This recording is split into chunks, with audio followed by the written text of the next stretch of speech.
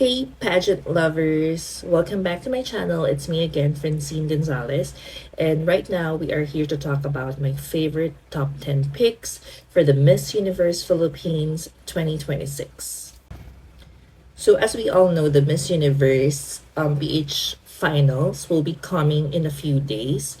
And I'm just so excited kasi first time kong manonood ng live. So, I'm looking forward to a lot of things.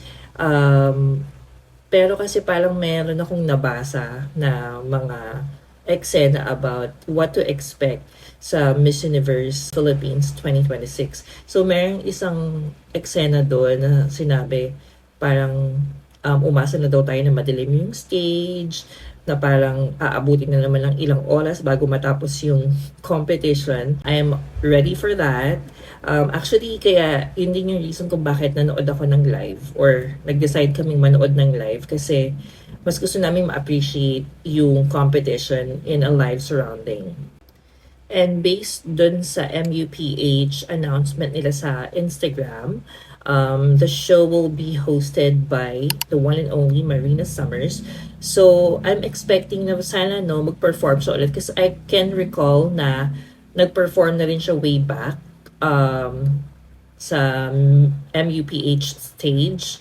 So, hopefully, makita ulit natin siyang mag-perform live. Hopefully, makita ko siya, mapanood ko siya ng live kasi never ko pa siyang nakita talaga mag-perform live.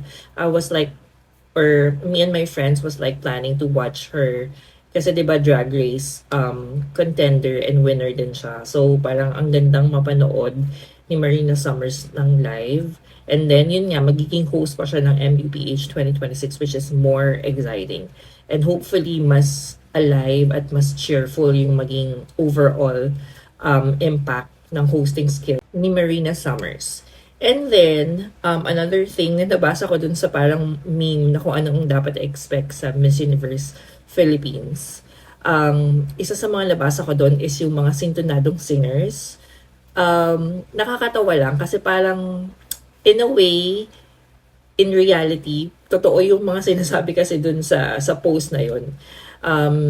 But anyways, for this season, based din dun sa announcement ng Miss Universe organization on their Instagram post, isa sa mga magpo-perform for this season would be BGYO, which is also exciting kasi at least, diba, mas well-known yung magpo-perform and we all know naman na BGYO is parang group na talagang performers. So, looking forward to that. And excited din ako kasi actually bet ko ang BGYO. Of course, mga boys yon. Hello!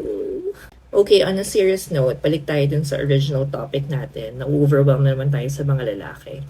But anyways, so let's talk about first the most recent activities by Miss Universe organization or Philippines, which is yung naging activity nila sa Misamis Occidental. So I think that would be the culminating activity na din ng mga girls or ng MUPH before the actual final night or finals night, which is correct, final or finals. Anyways, yon. So actually maganda yung naging eksena nila sa Misamis Occidental and I think the girls enjoyed the warmth and yung mga napuntahan nilang lugar sa Misamis Occidental. And then, parang nakailang swimsuit competition sila dun and fashion show. Tapos, diba, meron pa silang mga pagpapakilala, ganun. So, yun nga, nag-fashion show sila, nag-swimsuit sila ng ilang beses. But the good thing is, nagbigay din ng malaking amount si Misamis Occidental sa mga girls as reward dun sa mga nanalo. Tapos, diba, namili pa sila ng mga ambassador, ganun. So, it's also a good thing na nagkaroon ng chance yung mga girls na mag-compete on that aspect kasi may mga winners and then the winners will get like a cash prize. So, I think it's also a good help para dun sa mga candidates kasi hindi biro talaga yung nilalabas nilang pera and effort sa pagsali sa national pageant. So, kudos to Misamis Occidental for that.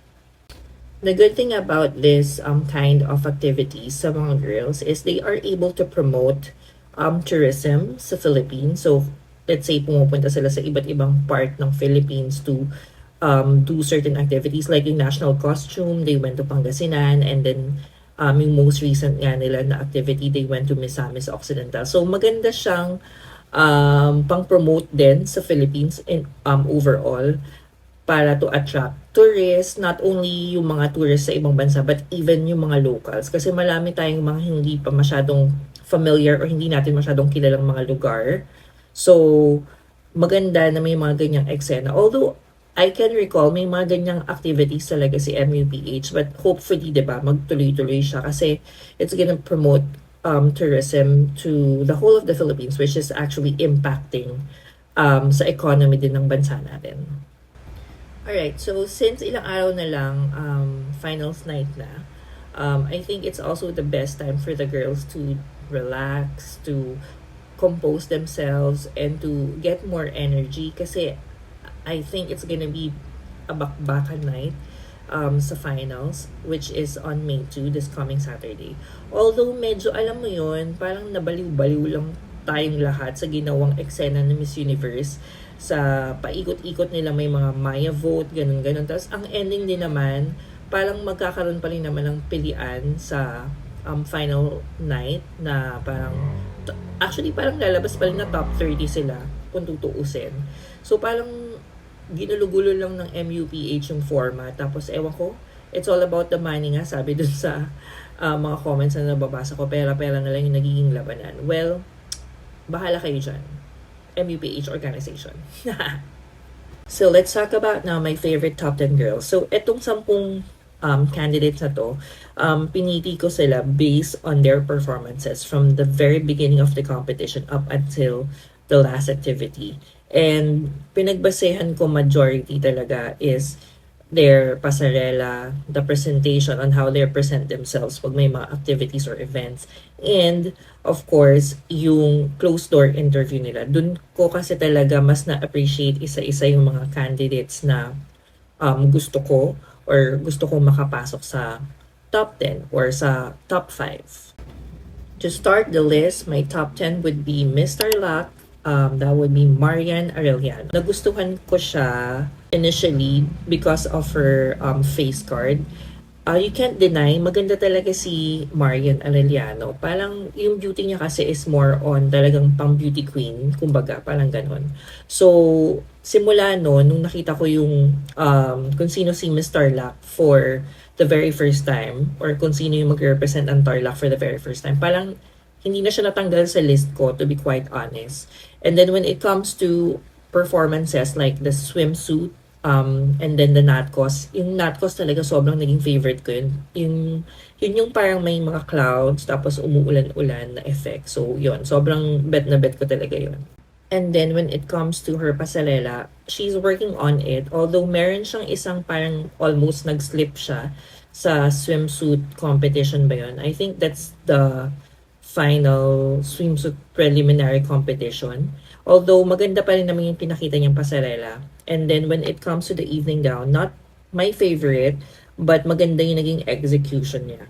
And then for the preliminary interview, ayun talaga, dun ko siya mas na-appreciate more. Although alatang may kaba habang nagsasalita siya, I think she needs to improve more on communication, on how she delivers her answer para hindi lumabas na parang kinakabahan siya. Based on her preliminary interview, she highlighted relatability, and she is also a marketing manager, which sinabi niya na gusto niyang gamitin pagka nanalo siyang Miss Universe to help the organization and the community. And she also advised na parang she is very timeless and fearless. So good luck, Mr. Luck. Hopefully, makapasok siya, and let's see kung ano magiging performance niya sa final night. On my top 9, we have Miss Sultan Kudarat, Jen Rose Javier. So for Jen Rose Javier, to be honest, gusto ko din kasi siya, yung face card niya, alam mo yon, yung una kong nakita si Sultan Kudarat, sabi ko, ay, winner yung face card ni ate. Parang very maamo kasi yung face niya. Tapos naalala ko kasi, siya yung parang type of a candidate when you actually see her, parang kang you will be drawn to her. Basta parang may magic kasi dun sa face niya na maamo, na sweet face, na very beauty queen or queenly din yung atake ng beauty niya. So, from then on, talagang nasa list ko na rin si Sultan Kudarat. And then, when it comes to her preliminary performance, nagustuhan ko yung closed-door interview niya. Actually, ang ganda ng outfit niya doon. Parang naka-yellow siya na suit. Tapos, ang ganda nung partition ng hair. Basta sobrang parang sobrang talino ng itsura niya doon.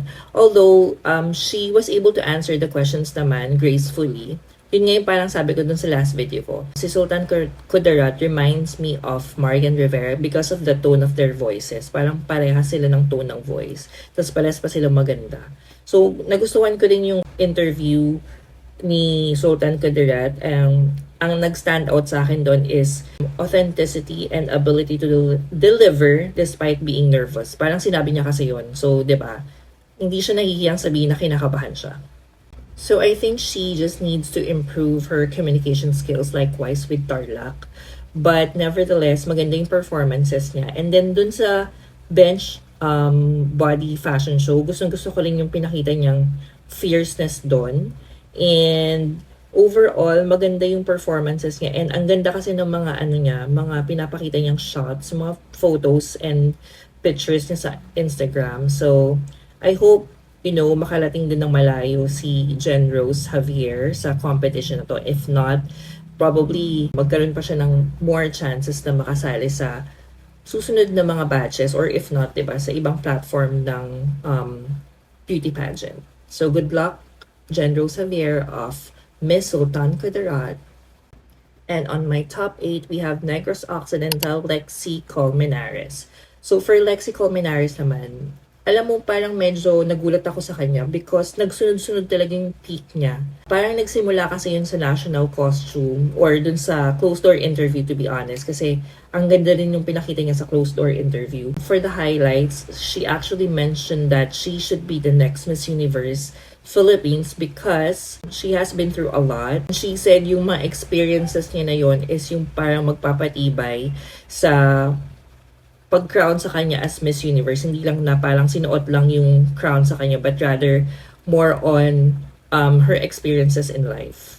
So yun nga, yung national costume niya, yun, dun din siya talagang nag-peak.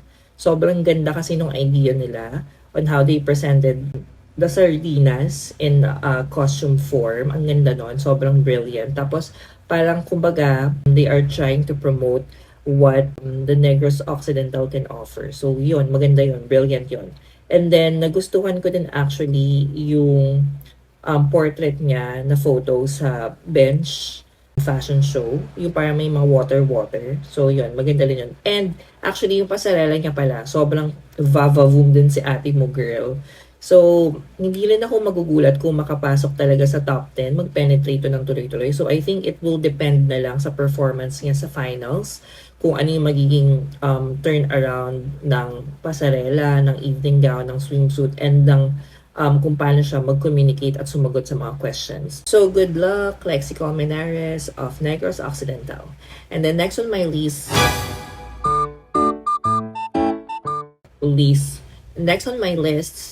for number 7, we have Cebu City. So, April Smith. So, for April Smith, to be quite honest, sobrang, she never fails to perform. And her styling, alam mo, sobrang isa siya sa mga favorite ko when it comes to styling. Kasi ang ganda ng mga sinusuot niya. Tapos, pagka nag-perform siya, talagang all-out kabog, ganon. So, siguro ang kailangan na lang i-improve ni Cebu City talaga. Ang kailangan na lang i-improve ni Cebu City is actually yung communication niya. Pero aminado naman siya doon, actually. She admitted that yun yung parang weakness niya and she's continuously improving that aspect. And if ever man siguro mabibigyan siya ng crown, I think April Smith, like ko naman, parang sinabi ko din to last time, she can be supranational, parang bagay siya doon. And I think sobrang ang bongga kasi ng mga niya, pinapakita niya. Then, dun sa recent na Negros Occidental na fashion show, yung may hat, oh my God, she's like giving 90s, early 90s Naomi Campbell effect. Ay nako, sobrang favorite ko talaga yon. Tapos, ang ganda rin nung kinalabasan ng photoshoot niya dun sa bench. Ang ganda nung white, sobrang nagpa-pop out yung beauty niya. Tapos, ang ganda ng body niya doon. Sobrang sexy niya, as in. And then, basically sa pasarela, wala naman tayong issue sa kanya. Minsan lang feeling ko na overdo yung pasarela. But, I think that's the way she is. So, good luck, April Smith. I can't wait to see you sa finals. And next on my list, we have, for number 6, Manila, Miss Justine Felizarta. So, for Manila, alam mo, favorite ko din siya ever since nag-start yung competition. To be quite honest, hindi ko kasi na-follow yung journey niya sa pageant. Ngayon ko lang siya talaga natutukan. And sobrang nagustuhan ko siya, lalo na nung sa closed door interview. Kasi doon niya pinakita yung grit niya as, doon niya pinakita yung hunger niya sa crown. Probably because she talked about her 12 years of pageantry. So, parang dun lumalabas yung try and try until you succeed. Nakasabihan, di ba? So, sobrang nagustuhan ko dun. Tapos, very natural lang din siya when she speaks. And then, she is one of the queens na parang very eloquent, very classy. Actually, pag pinapanood mo siya mag-perform, hindi kasi siya yung type na parang sobrang, wow, ang ganda ng performance. Pero siya yung parang season queen na pag nakita mo on stage, very alta, very queenly. Alam mo yung ganong presentation ba na parang very experienced beauty queen. So, nagustuhan ko rin actually yung preliminary gown niya, yung color pink. Stand out talaga yun, as in. And then her national costume din, sobrang favorite ko din yun. Overall, for me, may chance din si Justin to probably represent Philippines in Supra. So, good luck, Justin. See you on the finals. And then on my top 5, we have Roxy Smith from Baguio. So, for Roxy naman, Diyos ko, parang hindi naman na dapat natin i-discuss pa further, di ba? Kasi si Roxy, very charming talaga siya from the beginning of the competition. So actually, napapanood ko na siya sa mga ilang shows sa GMA 7. Tapos, I didn't know nga na she represented the Philippines pala sa Miss Earth. So, yun, recently ko lang din na nalaman yun. Tapos, yun, from then on, parang sinibaybayan ko din siya. And then, sobrang galing din pala niya mag-perform. Like, she is a performer on stage. No wonder naging artista siya kasi magaling talaga siya. And then, on the preliminary competition, sobrang nag-stand out din siya talaga. Ang ganda ng pinakita niya sa closed door interview. Very confident, charming. Para lang siyang nakikipag, chikahan kay Tito Boy, ganon. Tapos, ang ganda ng outfit niya doon na yung may mga pearl studs na suit. Tapos, ang ganda rin ng national costume that was very brilliant. Isa yun sa mga favorite ko din na performances or national costume. And then, when it comes to the walk, the pasarela, super goods din si Roxy. Ang ganda ng mga facial expression niya from smiling, tapos maging fierce. So, parang na-perfect niya na actually yung segment na yun. So, good luck to Miss Baguio. If ever, I think she could be Miss Charm or pwede rin siguro sa Cosmo. So, dun ko siya actually nakikita. Yung beauty niya bagay dun sa dalawang pageant na yun. But overall, if magiging Miss You siya, wala naman tayong issue dun. And then on my top 4, we have Miss Taguig, Bella Ismael. So, for Bella Ismael naman, she is also a seasoned queen. So, makikita mo talaga yung experience niya. Makikita mo on how she walks, how she talks. Talagang masasabi mo na isa siya sa mga kalidad na beauty queens. However, my only issue is that since the Miss Universe will be held in Puerto Rico, which is already confirmed by Miss Universe, I'm not too sure kasi if the type of beauty na meron si Bella is kung siya ba yung hinahanap ng Miss Universe organization as of this time. But wala tayong question na magaling siya, na kaya niyang magsalita. Actually, sobrang matalino si Bella. So, hindi tayo kakabahan actually when it comes to the Q&A part. Pero yun nga lang, ano ba kasi yung hinahanap ng Miss Universe organization as of this time? So, that's what we need to consider.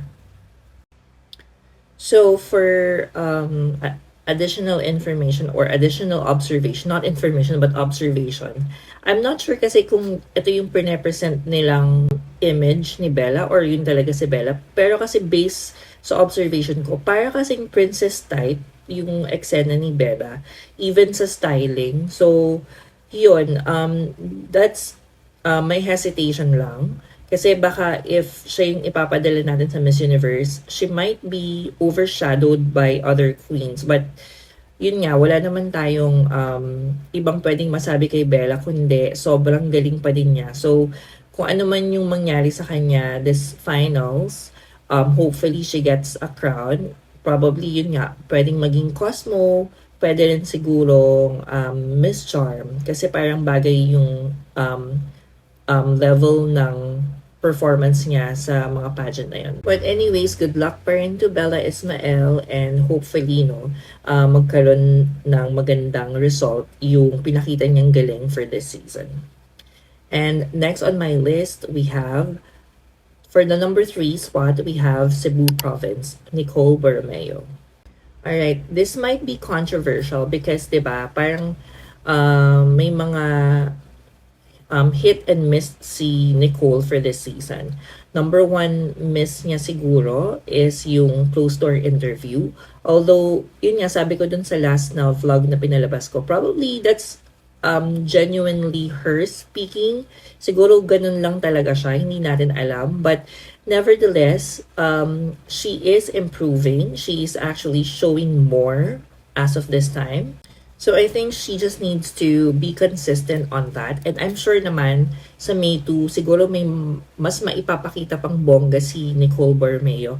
Kasi no doubt, sa face card talaga, oh my gosh.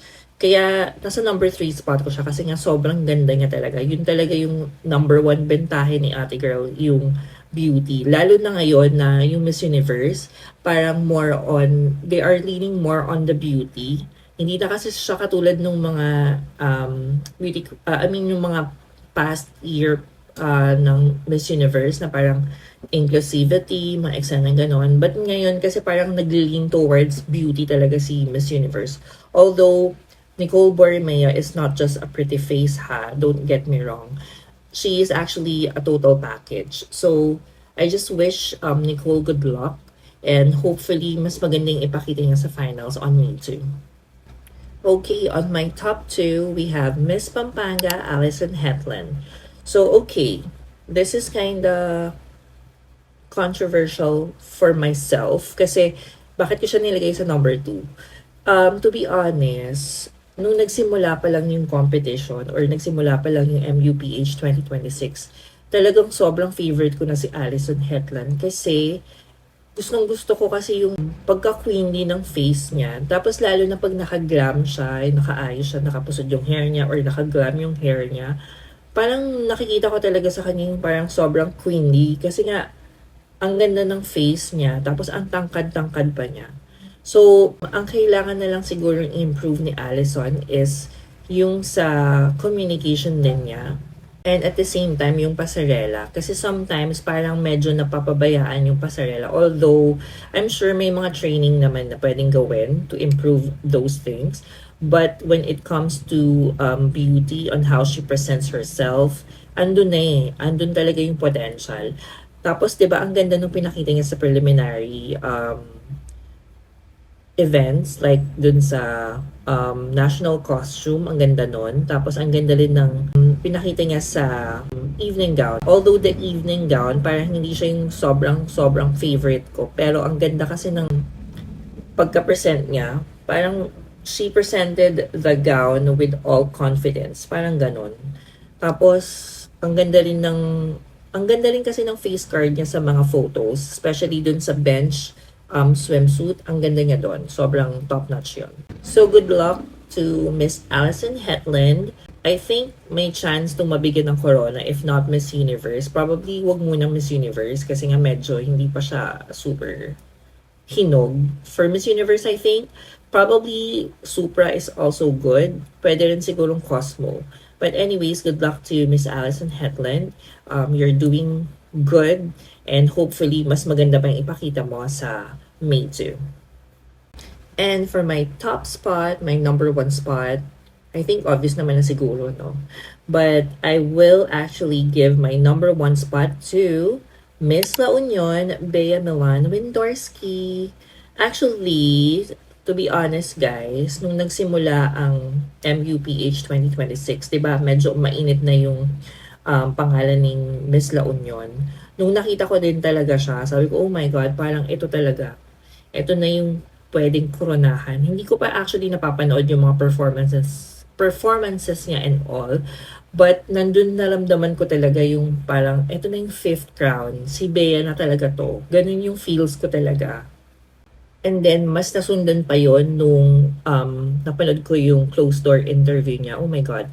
Sobrang galing ng sagot niya dun. Parang, alam mo yung pinapanood ko si Catriona. Parang talaga siyang Catriona 2.0. Hindi lang sila magkahawig. Parang alam mo yung brain cells nila, yung mga brain cells nila, parang alam mo yun, magkadikit. Kaya parang sabi ko, oh my God, ito na talaga. Dapat hindi na talaga masayang si BMW. She will be the perfect fit, lalo na sa Puerto Rico gagawin yung Miss Universe. Kayang-kaya niyang makipagbardagulan sa mga Latina queens doon. And alam niyo naman, di ba, pagka sa Latin country ginagawa ang Miss Universe, talagang todo talaga ang performance ng mga Latina. And of course, yung mga fans din kasi doon, di ba, parang, alam mo yun, iba yung mga ugali ng mga Latino when it comes to beauty pageant, di ba?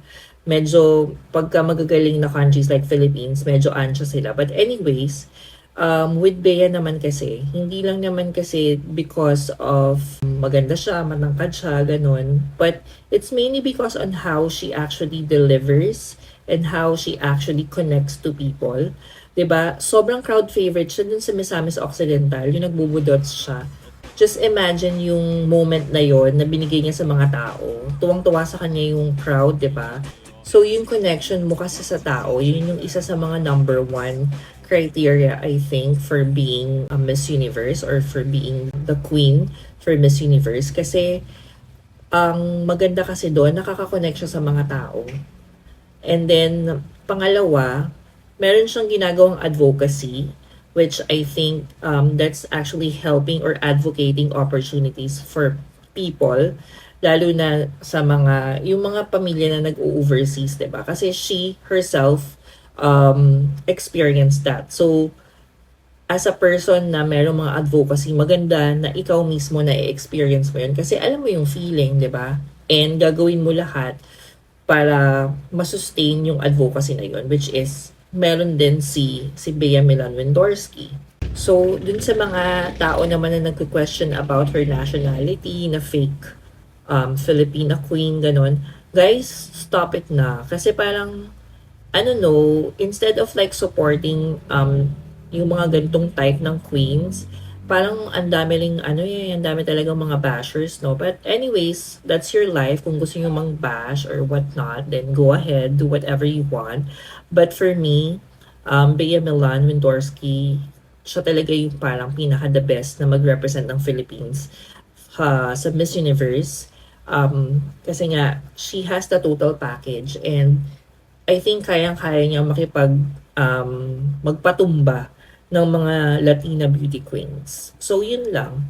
So, congratulations to all of the queens na lumaban this season. To be honest, sobrang pukpukan ng labanan this year. Sobrang naging mainit ang MUPH ngayong season na to. So, kudos na rin sa MUPH organization kasi napag-usapan talaga kayo ng todo. And not only that, ang gagaling kasi ng mga contestant at mga candidates this year. So hopefully, dun sa mga newbies, dun sa mga dark horses na hindi man mabibigyan ng chance or opportunity for this year, 'di ba? Sana makita pa natin sila sa mga susunod na taon or sa ibang pageant platforms kasi sobrang ang daming mga magagaling at may potential for this year. So anyways, I'm so excited to see you on May 2. To see you guys on May 2 kung may mga manonood man sa inyo ng live. And I'm gonna share some clips, of course, and my experience on May 2. So excited na talaga akong makita lahat ng girls and ano yung magiging result natin for this 2026. So medyo napahaba na naman yung daldala natin. Oh. Well, I tried my best na paiksiin lang siya. But anyways, thank you so much for watching and I'm still curious to know kung sino yung mga top favorites nyo and sa tingin nyo pwedeng manalo this 2026 for Miss Universe Philippines. So if you want, you can just comment on the comment section. You can put your favorites on that para may papag-usapan pa tayo next time.